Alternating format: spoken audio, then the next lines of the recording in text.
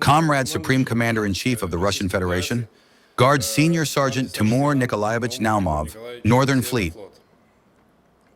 The Naval Infantry has been on the front lines of the special military operation since day one. We've seen a lot, and very little surprises us anymore.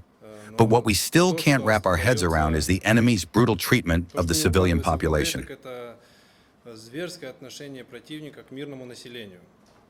After all, they continue to abuse those who are actually citizens of Ukraine. Where does such cruelty among the soldiers of the armed forces of Ukraine, especially the nationalist formations, come from? Their battle tactics haven't changed either. Just as they use civilians, citizens of Ukraine, as human shields before, they continue to do so now. Yet we used to study from the same textbooks, watch the same movies, and admire the same heroes.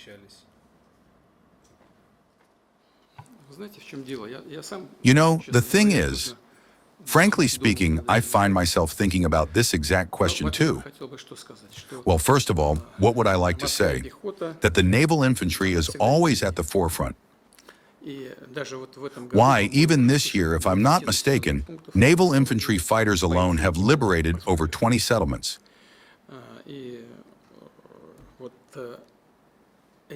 These units were originally established back under Peter the Great. If memory serves, I believe the first Naval Infantry regiments were created around 1705.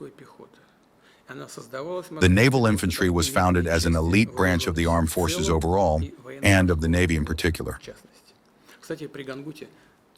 By the way, at Gangut, the Naval Infantry also played a major role when they boarded and captured the Swedish ships and so on. I might be mistaken, but I believe that's how it all played out. Well, what matters is that the Naval Infantry is undeniably a vital part of the armed forces as a whole, and to this day continues to operate effectively in every sector where you fight. That is a fact. It was no coincidence that I said you are always at the forefront. And so, of course, when you are the first to enter liberated settlements, you surely see what is happening, or was happening, there. The question is, why is this happening? Is it because of Russian aggression? So-called aggression? No, of course not. In fact, there is no aggression whatsoever. Because as I have said many times and want to emphasize again, we didn't start any war. We only began responding to the hostilities, to this war that was unleashed by today's Kiev regime, supported by the West, against what was then southeastern Ukraine, which had always aligned itself precisely with Russia. Well, you know from history, Ukraine was always divided into left bank and right bank Ukraine. Left bank Ukraine was always considered not just aligned with Russia, but a part of Russia. As for Donbass, I've mentioned this before too. I read archival documents from when the Soviet government initially decided, at the request of Donbass representatives, to include them in the Russian Soviet Federative Socialist Republic. But then Bolsheviks from further west arrived and convinced Vladimir Ilyich Lenin to turn this region over to the newly created Ukraine. And when the Donbass representatives asked, wait, how can this be? We agreed that Donbass should be with Mother Russia. We made a decision. Vladimir Ilyich replied, his exact answer was, well, we need to reconsider. So reconsider they did.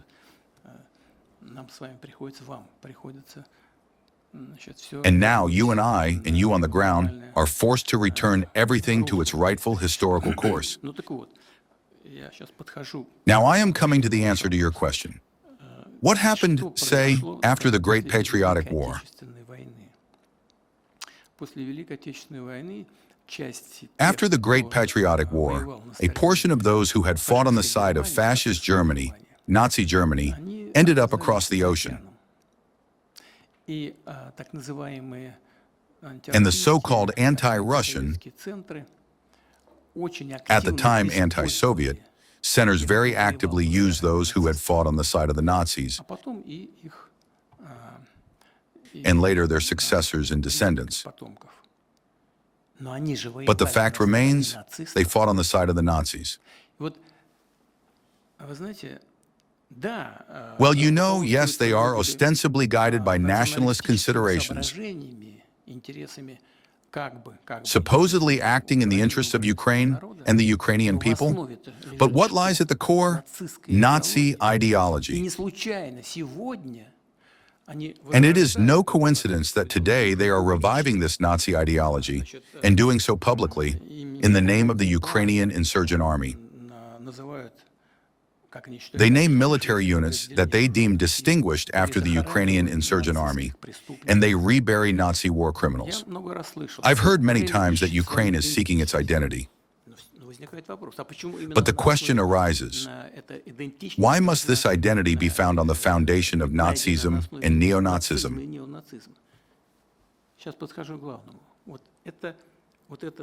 Now I am coming to the main point. This neo-Nazism, which migrated to those so-called anti-Russian, anti-Soviet centers, and nationalism became closely aligned and intertwined.